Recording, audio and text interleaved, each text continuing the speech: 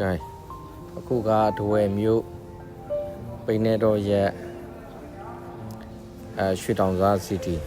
ကိုရောက်နေတယ်ဒီမှာတော့တပည့်ကျော်ကိုရင်ကုမာတာကိုဖျားဖူးပူတာကဲကြောက်ဒီတိုင်းရဲပြီးတော့ရှေ့ဟောတမိုင်းဝဲရနာတိတ်ကြီး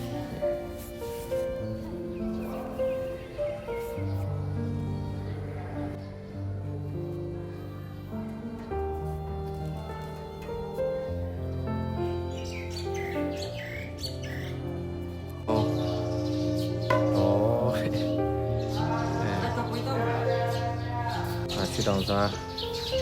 ဒီအနီးမှာဒါနဲ့ဟောလား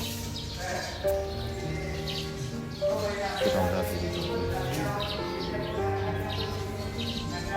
ဖက်ရောက်ပြီဆိုတာလည်းကောင်းလောက်ကြီး